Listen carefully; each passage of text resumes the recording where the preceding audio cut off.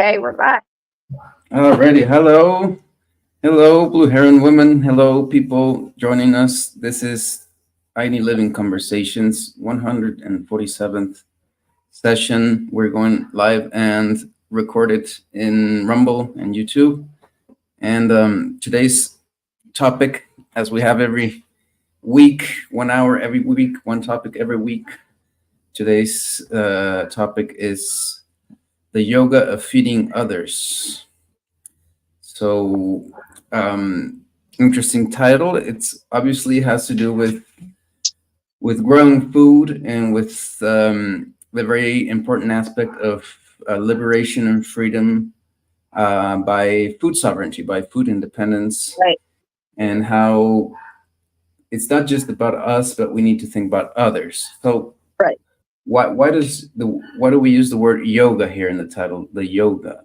It's yoga means union, the marrying of one thing to another. And remember this guy Richard Alpert, who went to India and asked his guru, "How do I know God?" The guru said, "Feed people."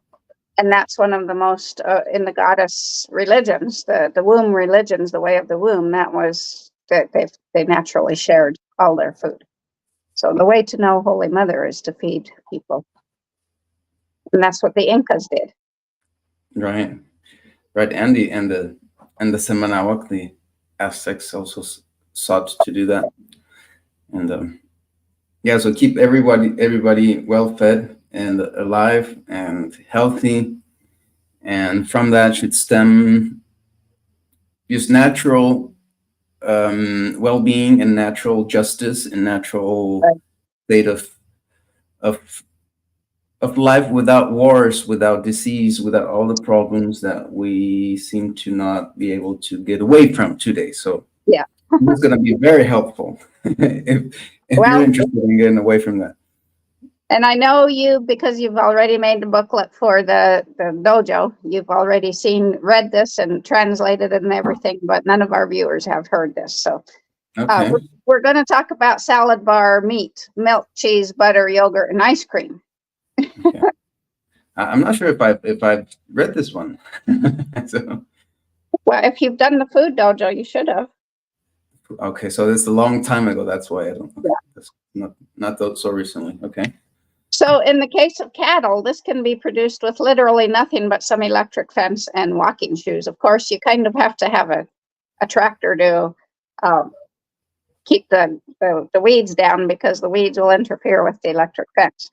But this meat, so the current fashionable labels that you'll find on meat is grass finished, grass fattened, or non-grained meat, and there's many others, which are all misleading because Okay. Yeah. they're still all feedlot beef, right? So Okay. this salad bar meat, milk, cheese, butter, yogurt, and ice cream coming from Owl Sustainable Life Dojos and our ranches is not grass finished. It's not grass fattened. It's non-grain meat. It's absolutely salad bar fed. It's lean, Okay. naturally lean. So the origin of beef fat is that they needed it for candle making. But we also have the myth in the beef world that lots of fat governs the palatability, tenderness, and juiciness of the meat. However, Americans are the only people on earth who demand that their beef be incinerated in 5 minutes. Okay.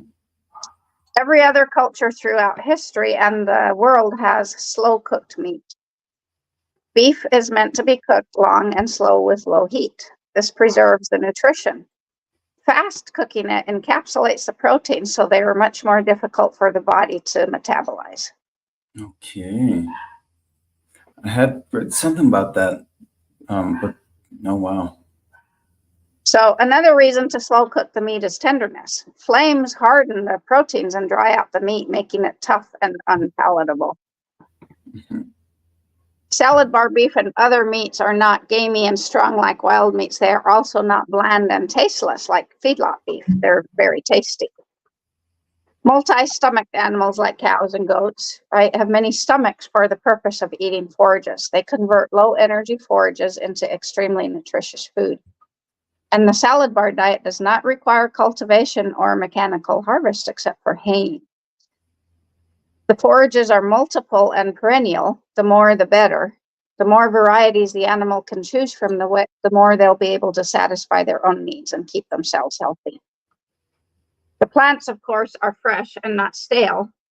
And to keep them freshest, then we need a system of paddocks to routinely move the cows, goats, or sheep. Goats, of course, will move on their own because they're foragers, they're wanderers.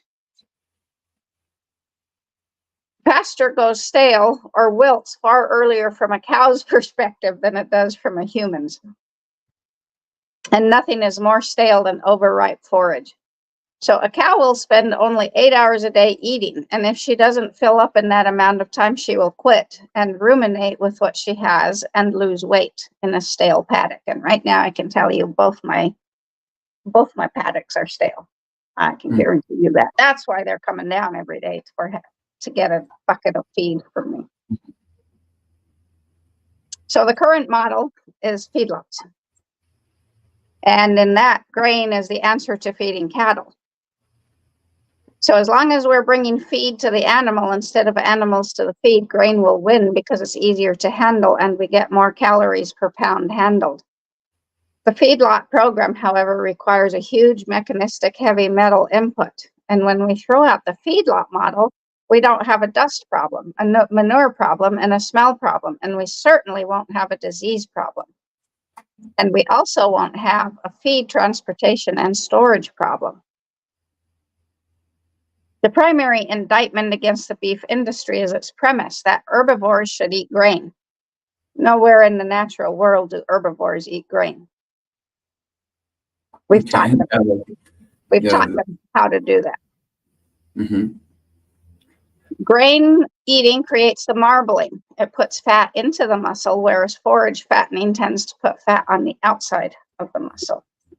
Okay.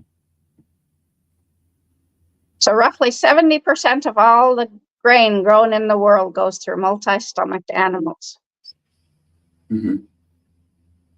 So what would our world look like if 70% of the acreage now producing row crops were converted to permaculture, restoration agriculture, perennial polycultures? We'd have a lush, healthy, abundant forest that the cows could naturally walk through and eat what they wanted. Mm-hmm. Well-managed pastures of perennial polycultures build soil fertility. They convert carbon dioxide into soil carbon, and they build soil instead of letting it erode and require far less energy to maintain. They don't require tillage, and they're naturally resistant to weeds. So in a word, sustainable. Grain production is a notoriously energy and soil consumptive activity. It can be part of restoration agriculture. Grain production absolutely can be. It's just not the way we do it monoculture now. But for the most part, grain production, the way we do it now in monoculture, is responsible for the lion's share of our soil erosion. Chemical, pesticide, herbicide, and fertilizer usage, and energy usage in agriculture. Right now, the figures show that a pound of beef costs hundreds of gallons of water to maintain because they're assuming it's irrigated grain feeding. That's where the figures come from. Irrigated wheat and corn pastures. Change the production model, we change the picture. The answer is not to quit eating beef, but rather to change the way we raise it.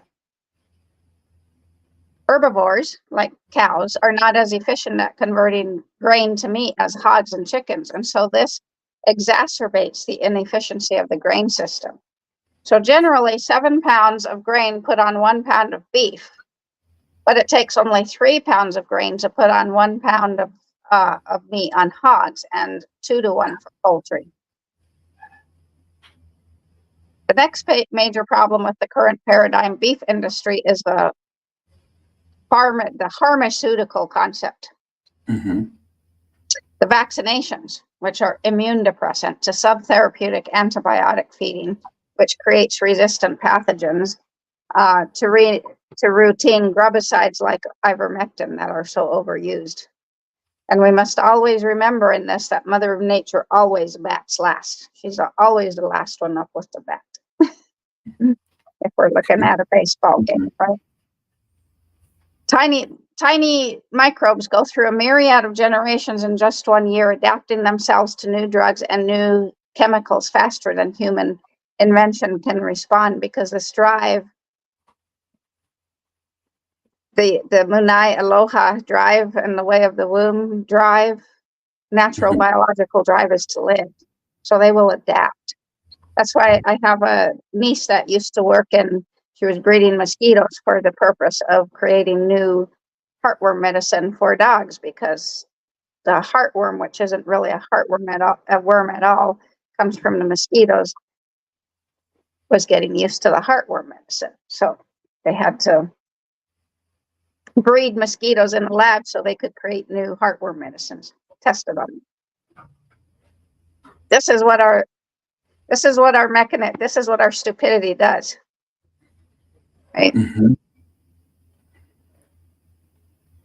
So this is what science has not realized, is this drive, this will to live, which is the way of the womb and the way of Aloha Munai and the way of Aini.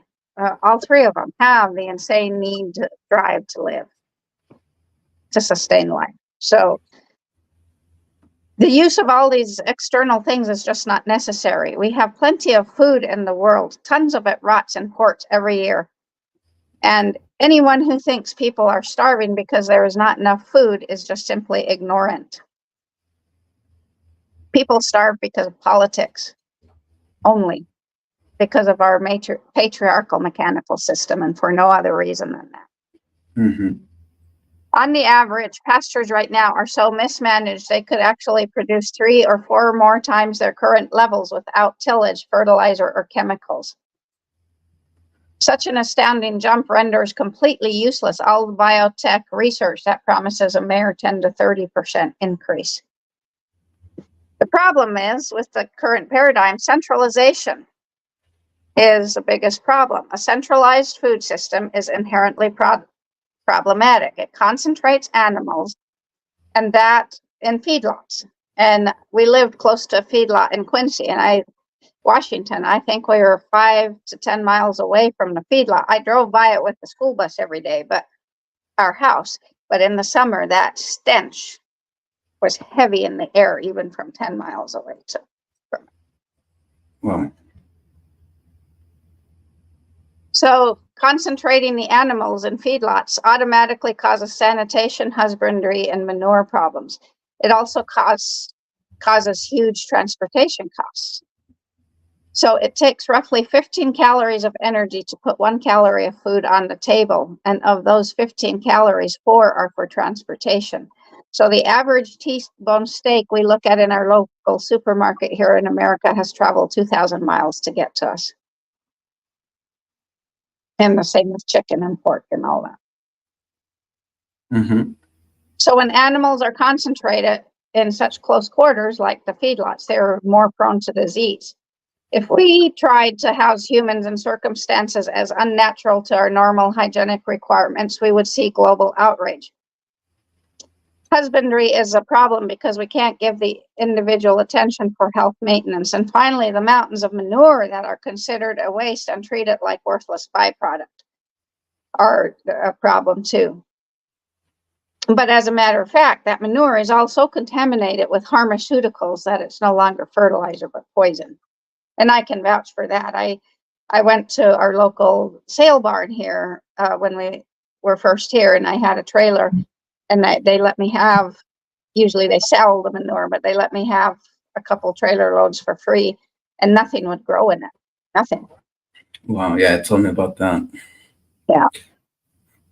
So what kind of forage and all those animals that came from local feed guys or local small cattle ranchers here, they're all heavily ivermectinized and antibioticized and Mm-hmm. vaccinized, and right. So what kind of forage makes the best pasture for cattle?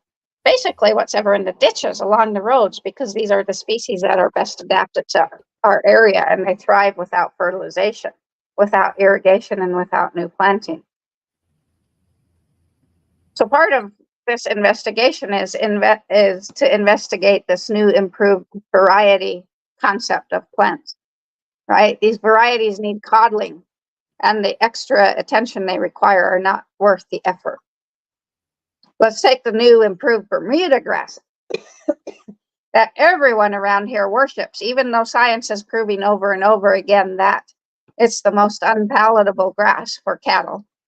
And they won't touch it. They'll eat the hay in the winter because that's their only choice, but they will not touch the Bermuda grass that's on my land. They don't need it. Wow. Oh. It was developed as a nitrogen sucker for the feedlots because they had all this manure they needed to get rid of, and Bermuda grass chomps up nitrogen like you wouldn't believe. Oh, man. It was developed because of the confinement feedlot operations, right, that I just said. So native grasses can only uptake 150 to 200 pounds of nitrogen per acre per year, and that wasn't enough. So confinement dairies, plus confinement poultry houses and confinement hog facilities need a plant that could uptake huge amounts of nitrogen. Plus the chemical fertilizer companies want to make a huge profit by selling fertilizer. So as a result, Bermuda grass was developed. It originates in Africa, but they've screwed with it, of course. So Bermuda grass will metabolize up to 800 pounds of nitrogen per acre per year. Native grasses only do 150 to 200 pounds per acre. Yeah.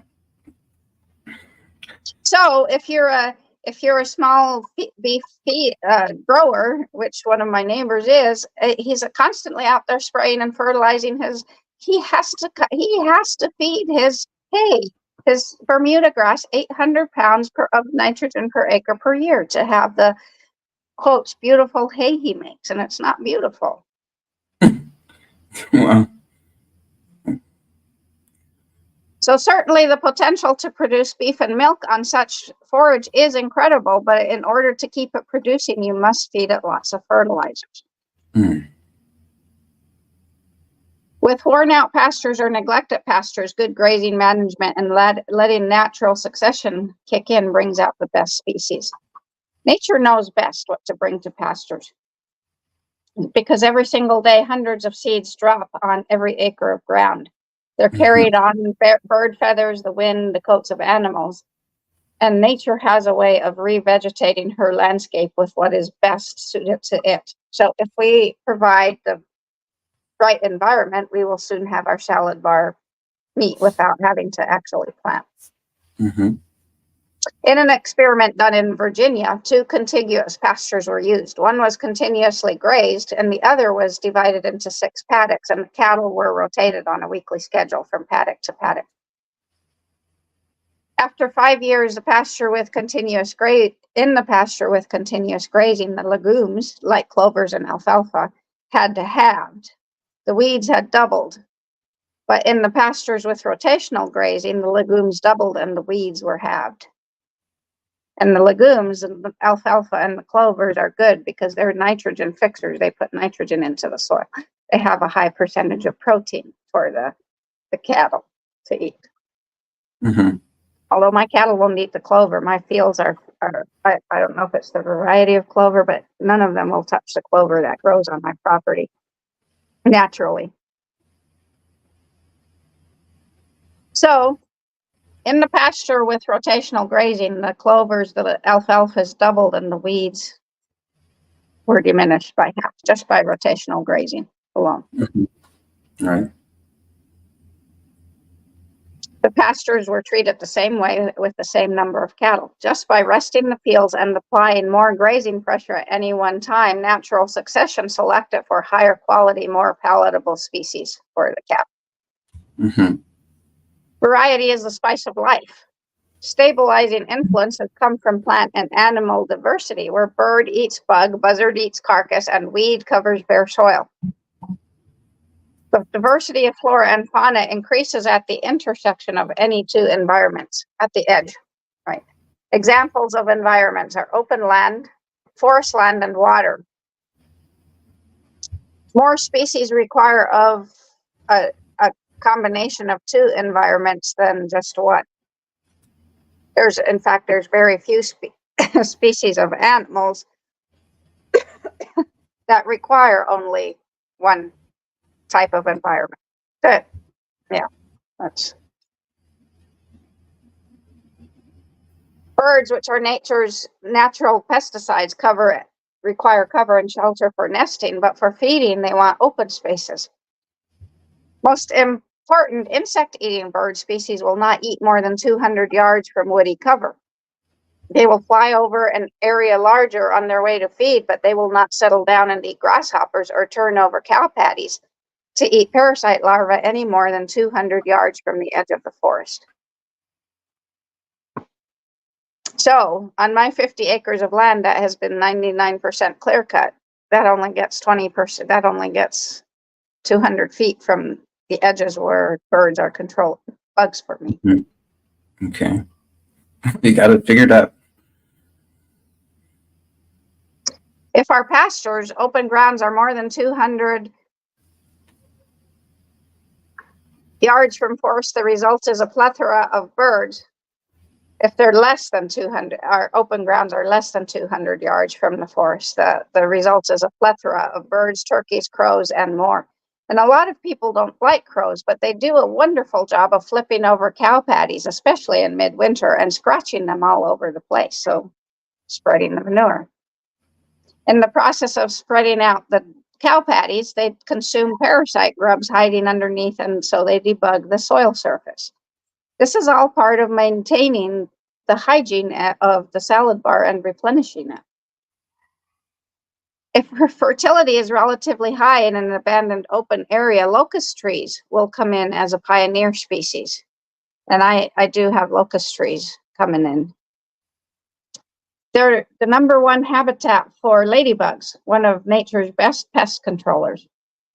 Bodark, which we have here, also known as Osage orange trees, also serve a similar function. And actually, black locust is one of the best woods for fence posts because it doesn't rot when it touches the ground. So bodark, oh my goodness, bodark or Osage orange, they used to use that for nails in the ships because once you cut it, the longer it stays on the ground, the more like steel it becomes. Okay.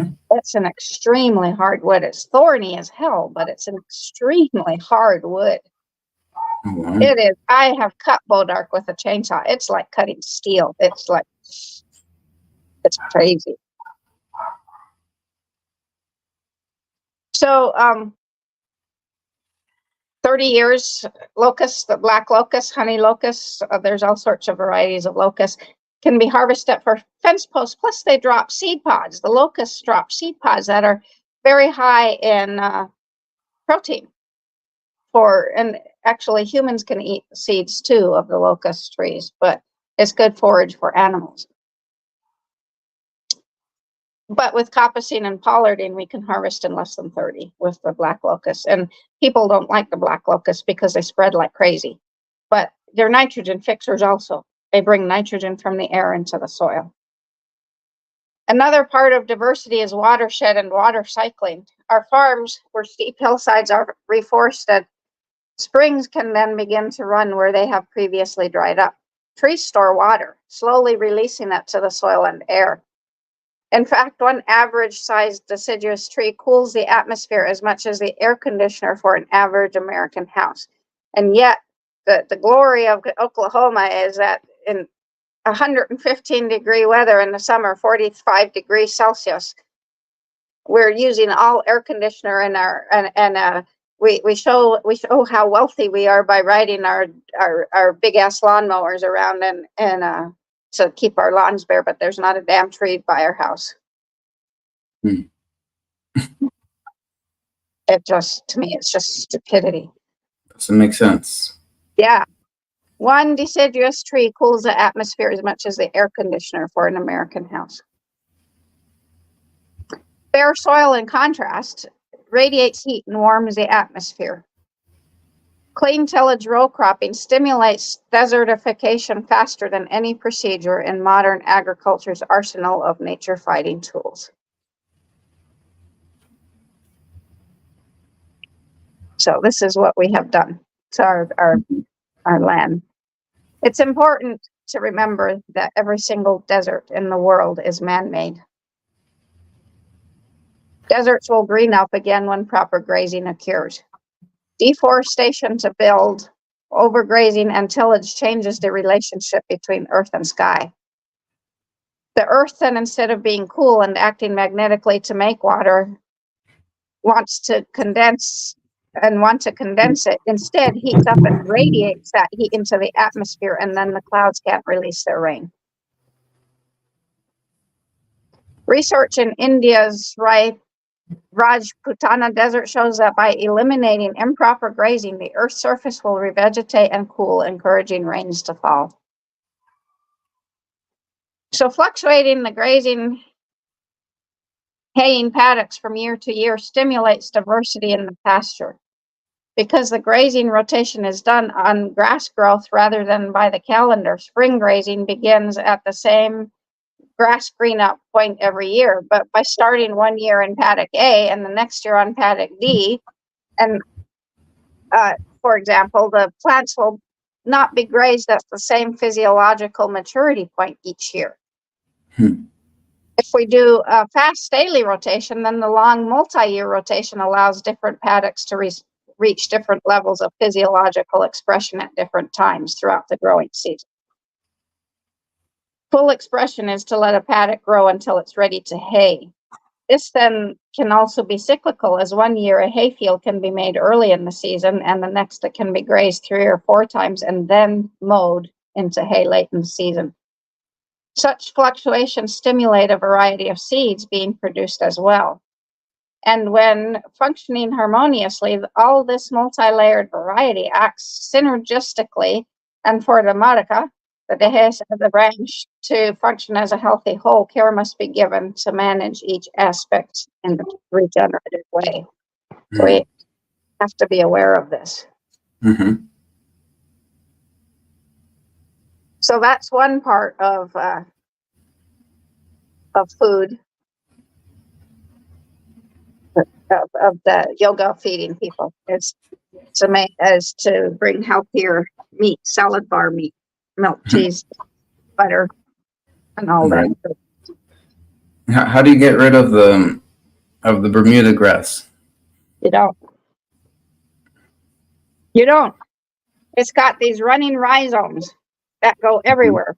Right, yeah, underneath the ground. But it makes only a 3-inch thick mat. Once it's planted, you don't get rid of it. You can't. You can fight Bermuda grass for the rest of your life. You can try to shade it out, to grow it. I mean, dominate with other species, but it will take over. It will. I mean,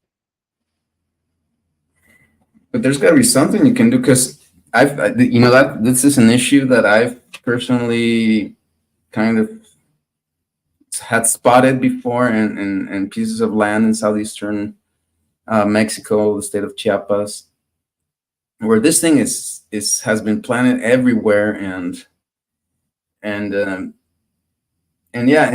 people will actually sell you their land where this grass is, and it's really tough to, get rid of it and to try and produce food with it. yeah, no.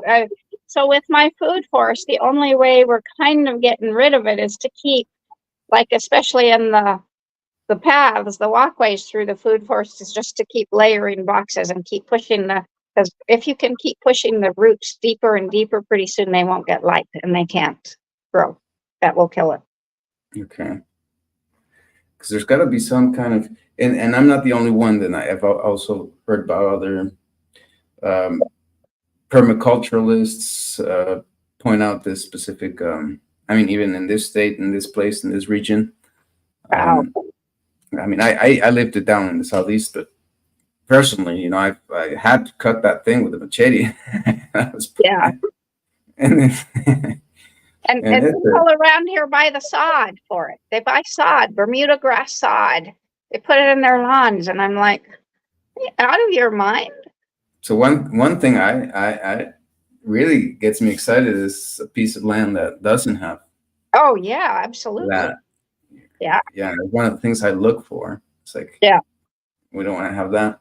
But then, of course, there are all these lands that do have this aspiration to be restored and to be brought to another life, and so I guess you're figuring out what to do with the Bermuda grass. So Yeah, this well, is all very, very technical stuff, what you've shared so far. yeah. Is there a second section to it? Yeah. Okay. Let's talk about restoration agriculture, or perennial agriculture, which is farming in Mother Nature's image. Okay. We are what we eat, and our planet looks like it does because of how we get our food. And we've already touched on that.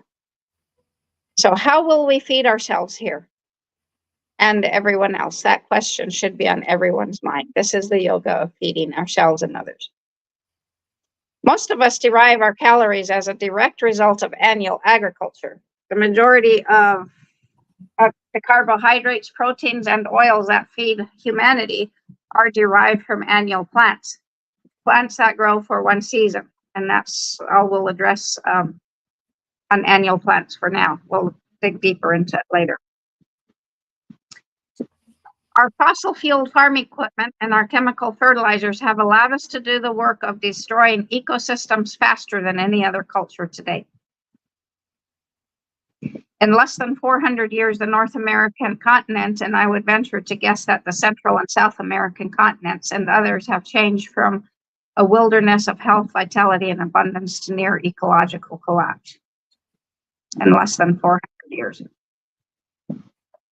So what we eat, what you eat, is indirectly responsible for nearly every single crisis that humanity faces.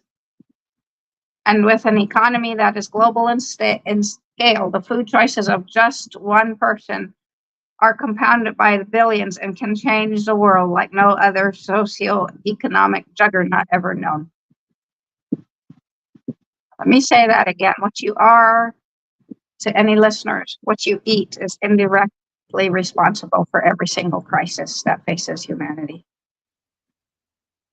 The progress that we have made that has been built on a system that has denuded continents for millennia is what we call progress? I don't think so.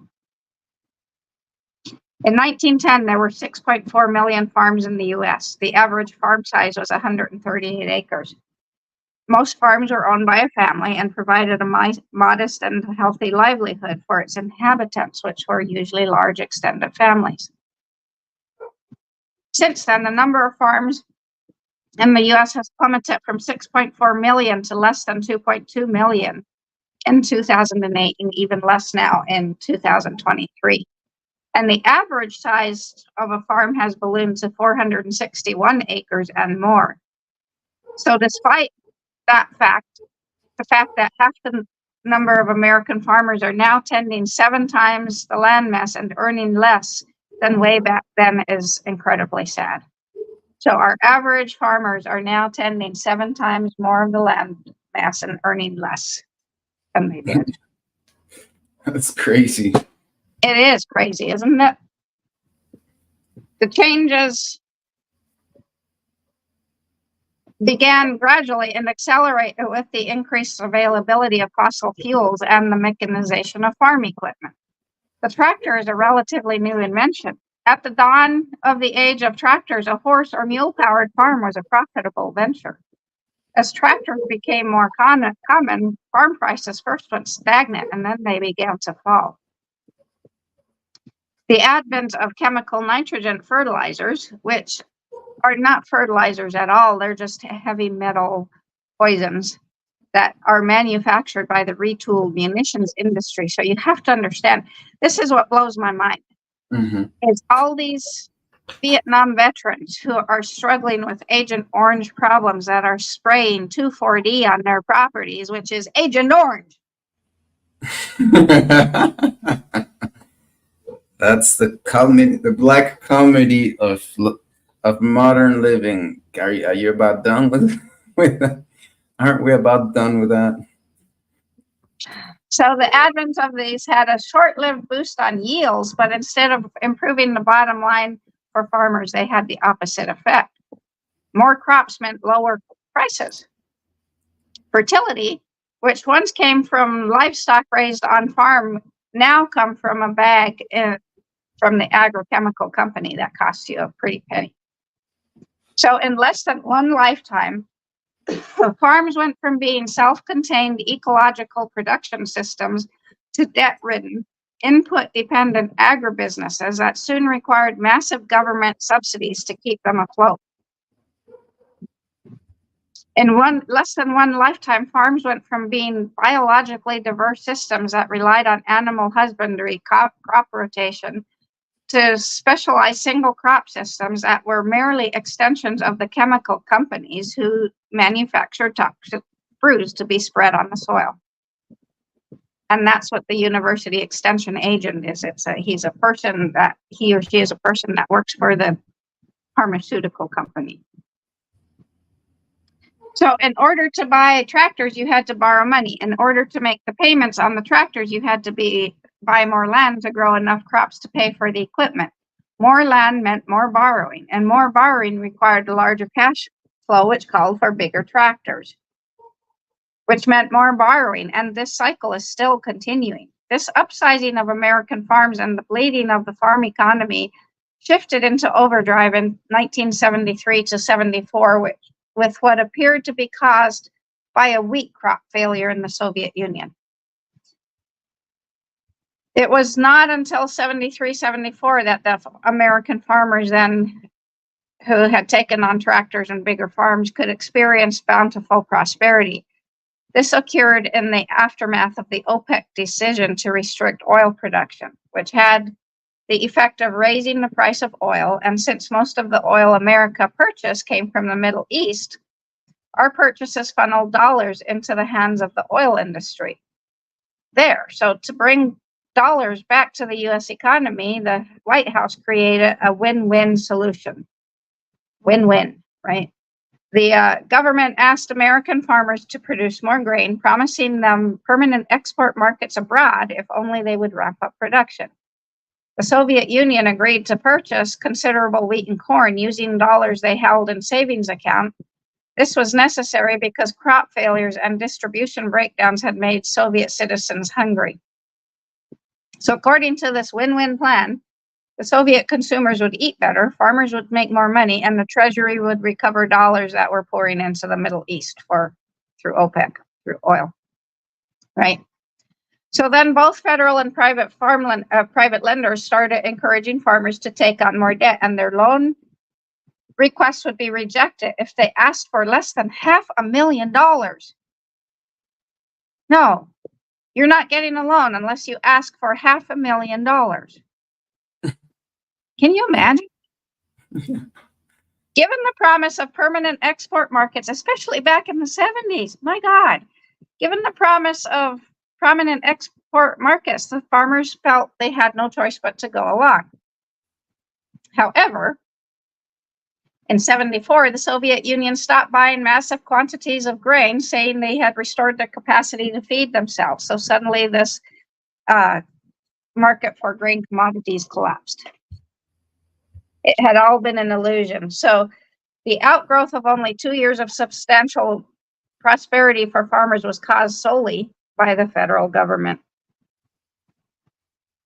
Farm income returned to levels similar to those prior to this crisis, with one difference. The farmers now had huge debts to pay. The get big or get out policy led to the real estate cannibalism of rural America. So growing one's own food is an incredibly powerful way for a person to change the world one step at a time. Growing enough food to feed your neighbors is an incredible way to change the world. This is a yoga of feeding others, right? Freshly harvested food has colors that are most vibrant and flavors at their peak. Vitamins and minerals have yet to oxidize, so the produce is the most nutritious it will ever be. With proper attention to soil fertility and mineral balance, it is possible to grow a significant portion of the most highly nutritious fruits and vegetables that a human can possibly eat. And with our network of dehesas or ranches or maracas around the globe, we can receive from them those items that we won't be able to grow in our specific maraca. Mm-hmm. So the size of the average farm in America has continued to increase. The chemical fertilizers, the drivers of the green revolution, once upon a time did appear to increase crop yields, but as time has gone by and the soil's natural fertilizers have become exhausted and dead due to the chemical man-made ones, the use of fertilizer has also increased. Pesticides, once miraculous in their ability to eradicate the insects that eat our food plants, have become less and less effective. Likewise with weeds. Herbicide use has increased from 0 to over 500 million pounds per year. Over 440 million acres of farmland each year just in America alone. I can imagine in Mexico it's even worse because there's no restriction on what you can use in Mexico, is there? No, I don't think so. For fertilizers and stuff, right? So, well, I wouldn't know. I mean, I haven't. Over 440 million acres of farmland every year are the scene of advanced chemical warfare. Unheard of in human combat, but taken for granted in agriculture. The international company Monsanto was the first to come up with a dream come true herbicide that would kill only the weeds and not damage the crops. In 1996, they released the Roundup Ready soybean. This soybean is immune to the effects of the herbicide Roundup. The main ingredient of Roundup is an endocrine disruptor and the mutagenic isopropylene sale of N-glycine or glyphosate. Roundup Ready soybeans could be planted, allowed to grow, and then oversprayed with Roundup, which kills both broadleaf weeds and grasses, but not the crop. And they do the same thing with wheat to increase wheat production. It makes the Roundup makes the wheat kernels plump up.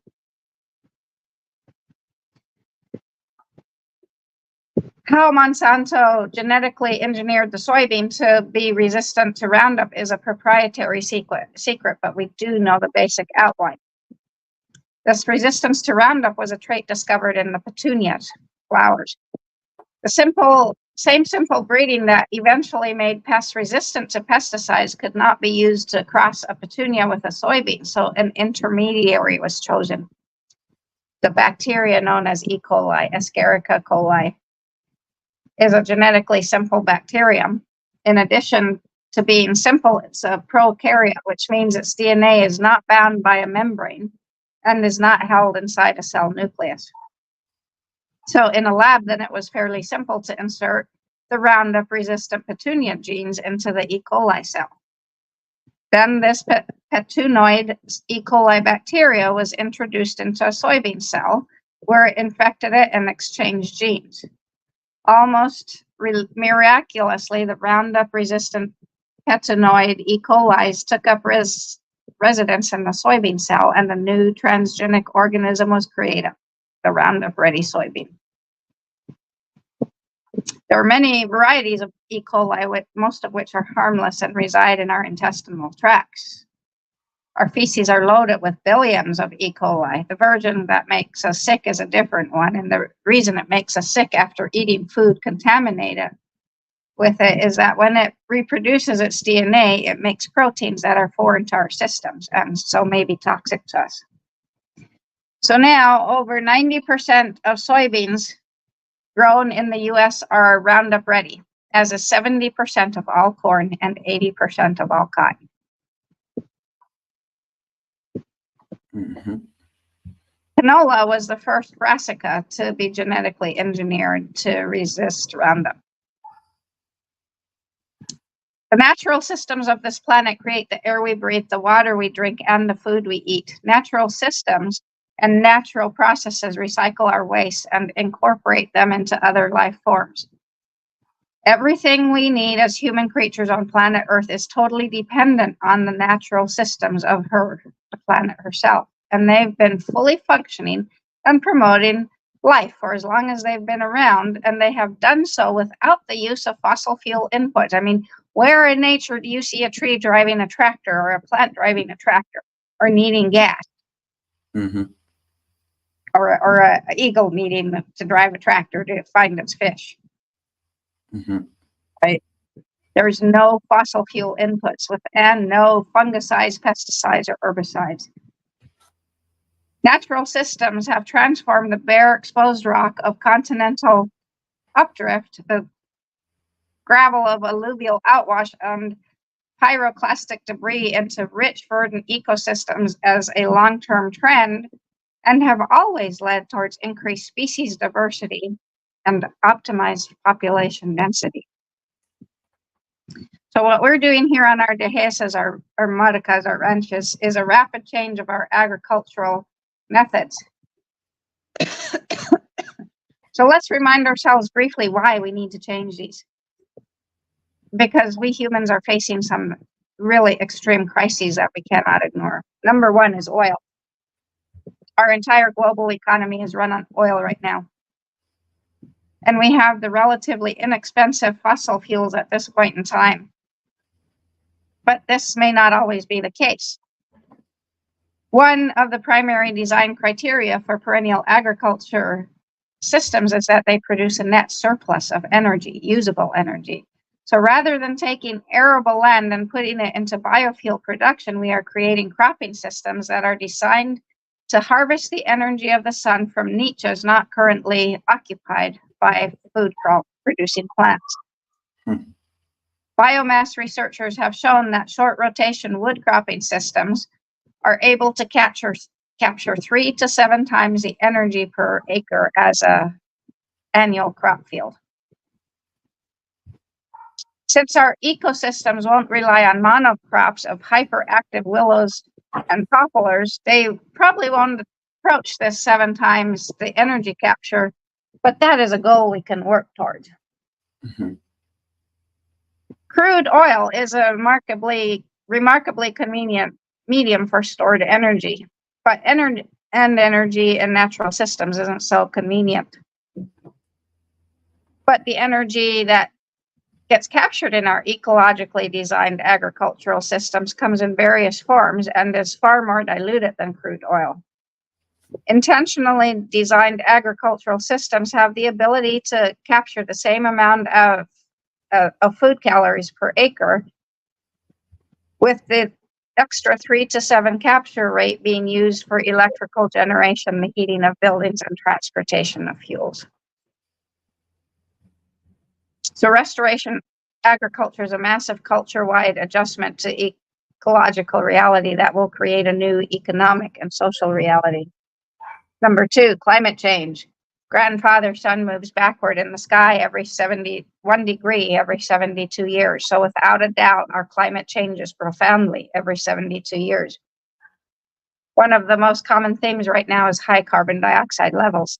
Whether that is true or not is really irrelevant. However, perennial wood cropping systems, by the nature of the plants involved, take carbon dioxide out of the atmosphere, and that carbon dioxide then gets stored in long-living plant tissues, most obviously being the wood and the roots. As leaves and root hairs grow and die, they contribute their organic matter to the soil, and an increase in soil organic matter from 1% to 4% may not seem like much of a change, but it is actually a huge quantity. So 1 acre of topsoil, 1 inch deep, weighs about 286,000 pounds, and increasing the organic matter in this topsoil from 1% to 4% would take more than 50 billion pounds of carbon dioxide out of the atmosphere. Increasing the organic matter in the top foot of soil is possible under perennial woody cover and would remove astronomically high levels of carbon dioxide if we truly believe that's the problem. Plants removing carbon from the air is in fact how Mother Earth formed her vast coal deposits. Soil organic matter or carbon compounds is oxidized every time the soil is plowed or disc-harrowed. So simply by not plowing, we eliminate this source of carbon emissions. So when we plow or till, we're actually causing like a F5 tornado in the soil that burns up everything really, really fast.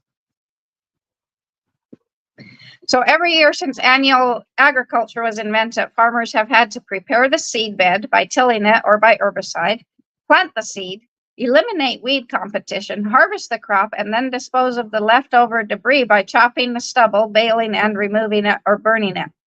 And each one of these processes is one more pass across the fields with a motorized vehicle, wasting time and energy. So how many passes? Tilling, planting, eliminating weeds, harvesting, disposing. 5 processes, 5 passes across this one field with a tractor to get for one harvest. A well-designed perennial agriculture ecosystem has crops and livestock and the spatial arrangement of the landscape such that the management of one element in the system is accomplished by harvesting another. So mutually beneficial relationships, INI, are the key to a well-designed system. And it's possible to design farms to be net energy exporters, producing their own electricity, space, and process heat and tractor fuel. Mm-hmm. Annual cropping systems do not have the resilience to withstand repeated assaults from weather. Perennial natural ecosystems, on the other, have evolved to survive many millennia of such assaults, and they still survive. So what's the difference between an annual and a perennial plant? An annual plant has to grow itself back fully every year. A perennial just drops its leaves and adds more. Mm-hmm. Agriculture in the U.S. and elsewhere is experiencing rapid topsoil depletion and aquifer decline. In areas that do not receive enough rain to sustain agriculture, water for irrigation is becoming increasingly expensive. You and I personally don't cause the depletion, but we are part of the system that does it, and so we must simply change the system. Mm-hmm. And that's where we'll stop with that tonight. Wow. That's an encyclopedia of crucial information that you need to have about freedom and about the specific part of self-reliance and food sovereignty and land management and conservation. It touches on everything that we need to really be digging into. And man, this was one big shovel of digging into a very, very specific yet broad subject, and it's a very important information, and it just shows how deep of a work we're doing here. You know, there was nothing shallow about what was said today. Everything is just absolutely deep, fascinating, and also even educational, or even beyond that. It's a go-to information that you that you need to have and that you need to know for when you're looking into how do we solve the problems with the land, with the water, with the food, and then that drive into social problems and health problems and etc. So this is a key seed in this project of growing our sustainable life dojos, and a key piece of the investigation and of the dojos is continuous, ever-growing research and investigation that is done by us, and specifically by Blue Heron Woman. And she comes here to share it freely as a gift from the concept of gift economy, She is gifting this to you. You're not getting charged thousands of dollars for this course. Yeah. So this is wonderful. And so what's going to be, you said that we're going to start 15 minutes earlier next week. So we're doing 8:30. 8:30 Central Standard Time. We're coming close to the equinox. We're going to come close to the time change, I guess, at some point. And I'm just not up to date on that. So if you can update me on that.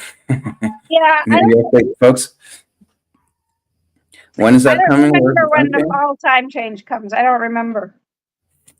Okay, so it's not here yet. So It's not here yet. still at 8:30. And what's it gonna be the talk about? Let's continue with the yoga of feeding ourselves and others. We'll talk more about restoration agriculture. Okay, so more information on this subject that is very sought for about lots of people, and we touch a lot on many other subjects that are not like agricultural related and farm related, which is, I think it's awesome, and because it's what's missing in some of the groups and the people that talk about permaculture and talk about restoration agriculture and talk about these things, but they don't dare touch on other subjects, on spiritual matters, on sexual matters, Right. on so many other things that you will find here on the channel and in one of the other 146 conversations that are here, and the many more that are coming. So come here next week, and we're always open in our hearts to receiving you. As you will find out, we're not trying to sell anything. We're not a business. We're not into that project anymore. We are the alternative to the project. We are the new that is being built, away from the old that can no longer be held, can no longer be sustained. Yeah. And who isn't about just done with so many, excuse me, the word shit that is happening in the and that it's in every corner of life. Lots of situations from a world that is just somehow, maybe we'll understand one day why did it become so stupid, and how did it become so It's stupid. all about profit. That's why it became so stupid. It became all about greed and profit. But then even that, not even those guys are really profiting. Who's profiting from this? Who's profiting from fucking up the planet and fucking up everybody? Sorry about the words, but Yeah. it's one of the things I wonder. Very philosophically, I'm just letting myself go here. Yeah, spiritually, they're not profiting at all because they're robbing. Right, and that's it. It's like, to have the digits in silica, right? So right. it's So they're not making anything. It's just depletion into nothingness. It's right. really weird. Yeah. Oh man. Okay, so so many things to talk about. We're gonna continue the subject next week, and with that, just wish you waterfalls of blessings. We're open to receiving you. aloha.living.com and all of our channels. Please leave a like or something, or a comment, or a question, anything you'd like to leave out. We'd love to hear from you. So, see you, folks. See you, everyone.